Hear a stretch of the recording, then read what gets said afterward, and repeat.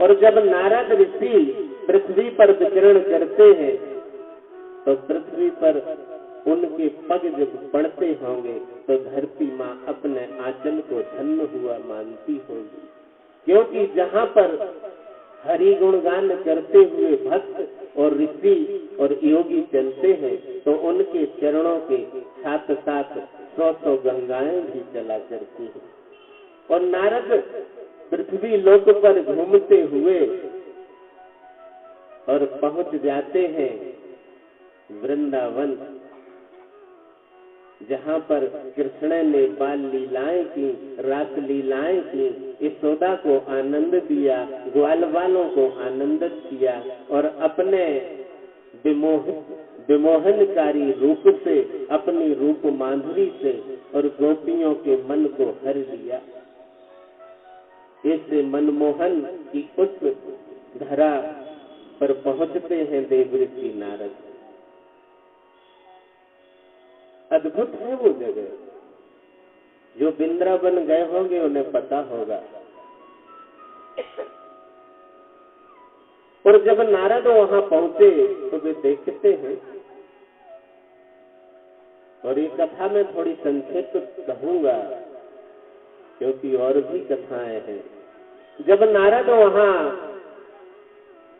पहुंचे तो उन्होंने एक दृश्य देखा कि एक तरुणी युवती, एक युवा नारी यमुना के किनारे विराजमान है और उसके पास 2 वृद्ध पुरुष अचेत अवस्था में पड़े हुए हैं।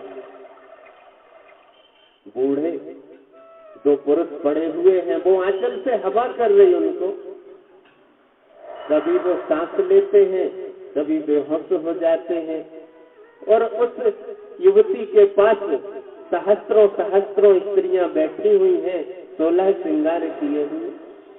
और नारद ने दृश्य देखा और नारद वहां से गुजरे तो वो तरुणी युवती बोली कि अरे देवऋषि, मेरी तरफ भी ध्यान दीजिए, यहाँ तो आइए जरा।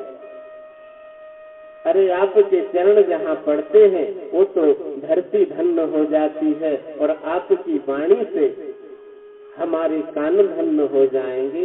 2 शब्द तो बोल दीजिए, आशीर्वाद तो दे दीजिए।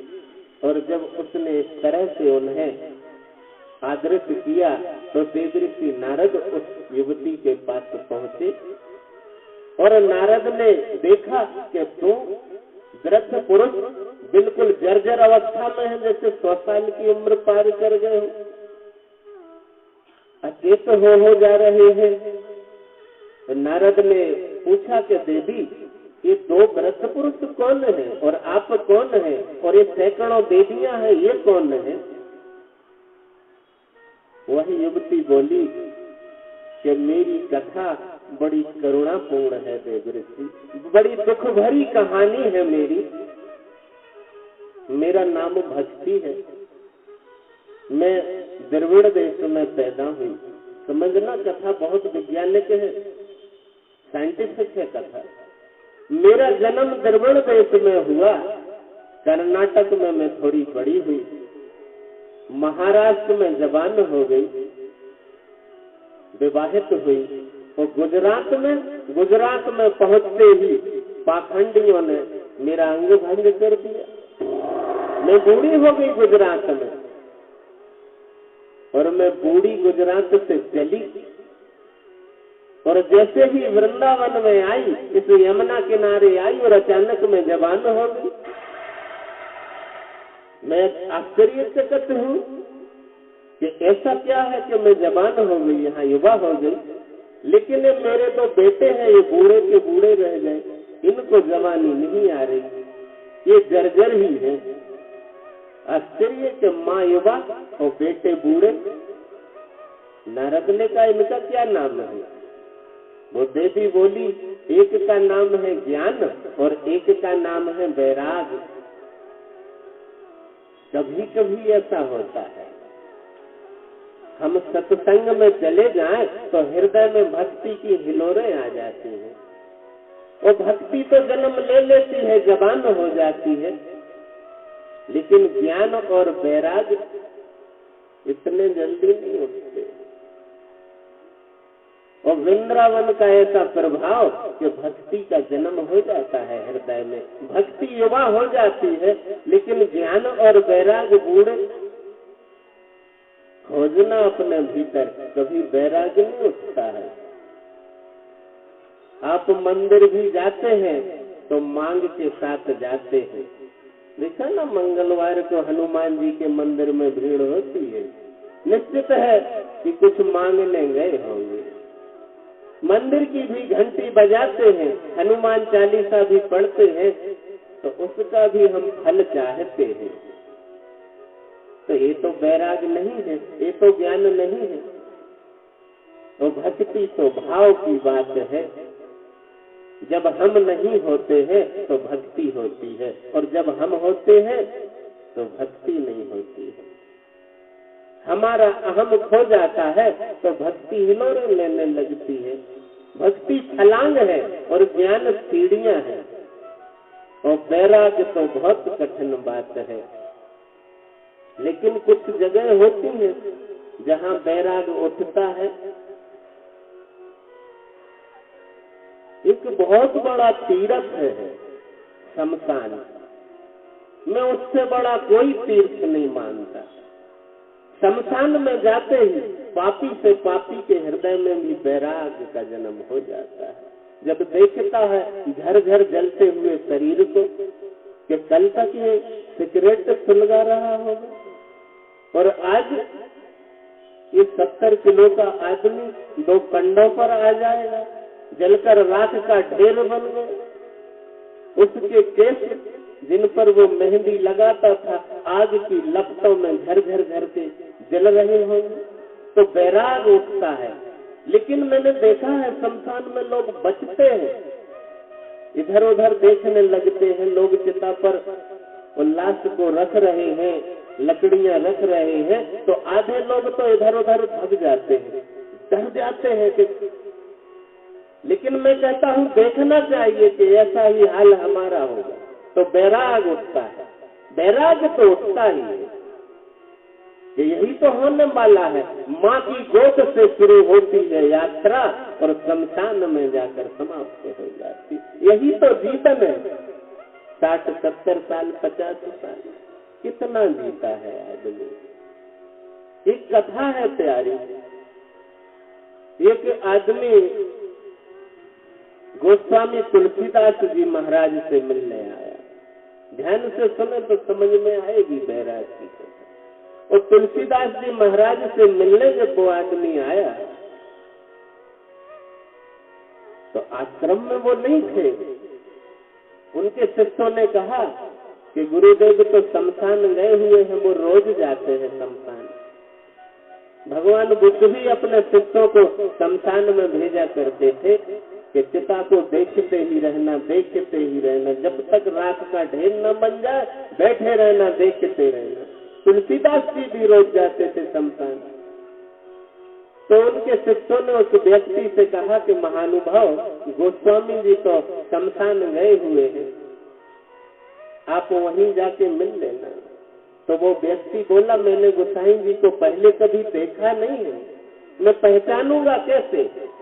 तो उनके शिष्यों ने कहा कि जहाँ ये आज्ञा चक्र होता है, जहाँ हम तिलक लगाते, वहाँ एक दीपक सा जल रहा होगा, जिसके माथे पर वो दिया जल रहा होगा, आज्ञा चक्र में से ज्योत निकल रही होगी, तो आप समझ जाना कि यही तुलसीदास जी महाराज है। वो व्यक्ति गया, गेट के भीतर हुआ शमशान के, वो तो आश्चर्यचकित हो गया। जितने भी वहाँ 150 लोग थे, सबके माथे पर वो दिव्य ज्योति जल रही थी। उसने कहा ये तो सबके माथे पर जल रही, अब कैसे पहचानूंगा तुलसीदास जी महाराज कौन है। वो वापस गया आश्रम में।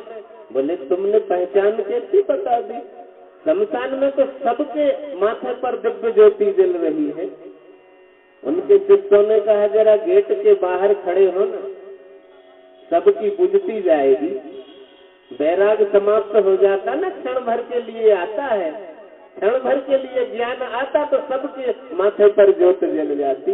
बोले गेट के बाहर खड़ा हो जाना, सब निकलते जाएंगे, सबकी ज्योत बुझती जाएगी, तुलसीदास की जलती रहेगी। वो बाहर खड़ा हो गया तो लोग बाहर निकल रहे शमशान से, और फिर आप जानते जल्दी घर पहुंचना, आप इस ज्ञान, बस संसार शुरू, ज्ञान समाप्त, बैराग समाप्त। उसने देखा कि एक व्यक्ति है, बाहर आ गया, गली में आ गया, रास्ते पर चला जा रहा, लेकिन ज्योति तो जलती जा रही। वो आदमी दौड़कर और दंडवत प्रणाम करता है, बोले गोसाई जी, हे गोस्वामी जी, मेरा प्रणाम स्वीकार करें। तो जान लिया उसने। तो ज्ञानियों के हृदय में वैराग का अंकुर उगता है, उसको संभाल लेते हैं, फिर वो वृक्ष बन जाता है, उसमें आनंद के फूल खिलते, भक्ति की सुगंध उड़ती है और प्रेम के पक्षी चहचहाट करते हैं। लेकिन हमें वैराग के पौधे को, ज्ञान के पौधे को पहले तो संभालना पड़ता है। बच्चा होता कितनी देखरेख करना पड़ती शुरू में, लेकिन वो बड़ा होकर हमारा सहारा बन जाता है। तो ज्ञान हमें संभालना पड़ेगा, पहले कुसंग से बचना पड़ेगा, बुरी संगत से बचना पड़ेगा। और जब हम ज्ञान में प्रौढ़ हो जाएंगे, जिसे भगवान कृष्ण कहते हैं कि ज्ञानी तो मेरे प्रौढ़ भक्त हैं, तब ज्ञान हमारी रक्षा करेगा। लेकिन जब ज्ञान का उदय हो रहा होगा, जब तो हमें ज्ञान की रक्षा हमें करनी पड़ेगी। तो ये ज्ञान और वैराग बड़ी मुश्किल से आते हैं जीवन में, और भक्ति का ज्वार आता है और चला जाता है। प्रेम कभी प्रेम बनकर सुगंधित हो जाता है, हृदय में फैल जाता है, तरंगे उठती हैं, उत्सव बन जाता है, और फिर प्रेम कामना बन जाता है, वासना बन जाता है। यदि प्रेम का विकास होता गया तो प्रेम भक्ति बन जाता है, प्रेम प्रार्थना बन जाता है। तो हमें प्रेम को प्रार्थना बनाना है, भक्ति बनाना है, उत्सव बनाना है।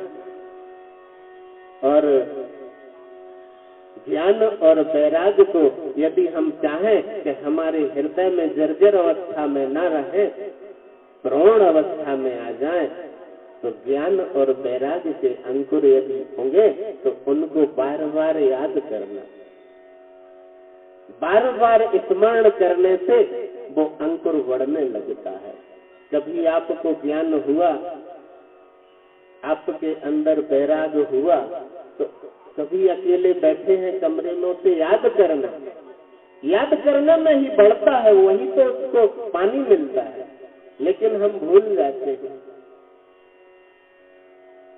तो वो देवी बोली, भक्ति बोली के देवऋषि, आप कुछ उद्योग करें, कुछ उपाय करें कि मेरे ये दोनों बेटे ज्ञान और वैराग जवान हो जाएं। कथा समझ में?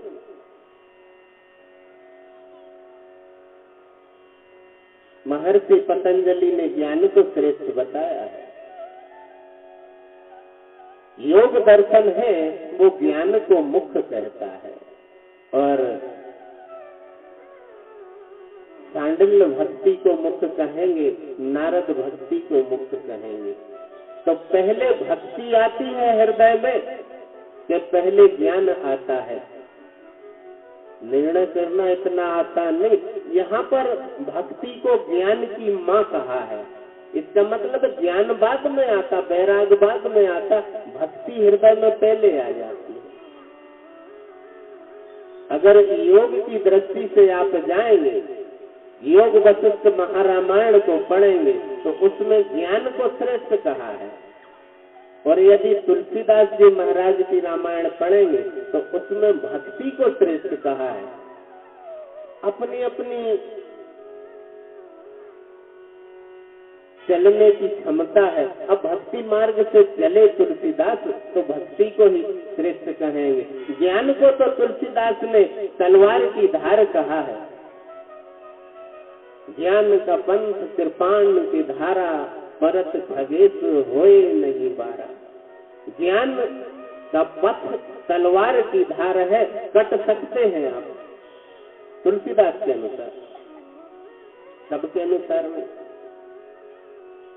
और कहते हैं ज्ञान आ जाएगा फिर भक्ति आएगी, फिर प्रेम आएगा, ये ज्ञानी कहेंगे। लेकिन मीरा से पूछो तो मीरा कहेगी कि पहले भक्ति हटाओ जी ज्ञान को। उद्धव गए थे ज्ञान देने गोपियों को, उन्होंने कहा रखो अपना ज्ञान अपनी पोटली में। तो ये इसका मतलब ये नहीं है कि ज्ञान कुछ नहीं है। जो भक्ति के मार्ग पर जिसका हृदय स्तृण है, क्योंकि भक्ति स्तृण हृदय की भंगिमा है। स्त्रियां ज्ञान के मार्ग पर नहीं चल पाएंगी, वो भक्ति के मार्ग पर चलेंगी, क्योंकि उनका जो हृदय होता है वो ममता से भरा होता है, प्रेम से भरा होता है। इसलिए माताओं को तो भक्ति ज्यादा सुगम होगी और पुरुष आक्रामक होता है। इसलिए आपने देखा होगा चैतन्य महाप्रभु या कृष्ण, भगवान श्री कृष्ण के चित्रों को देखना, फोटो को, दाढ़ी मूछ नहीं है उनमें। चैतन्य महाप्रभु की दाढ़ी मूछ नहीं बनाई फोटो में। ऐसा नहीं कि कृष्ण भगवान की दाढ़ी मूछ नहीं होगी, बहुत सुंदर दाढ़ी मूछ होगी, लेकिन बनाई नहीं, कितने प्रेममय हो गए, अब दाढ़ी मूछ बेईमानी हो जाएगी, इसलिए चित्रकारों ने हटा दी। ऐसा नहीं कि कोई प्रोटीन की विटामिन की कमी होगी कि दाढ़ी मूछ नहीं थी।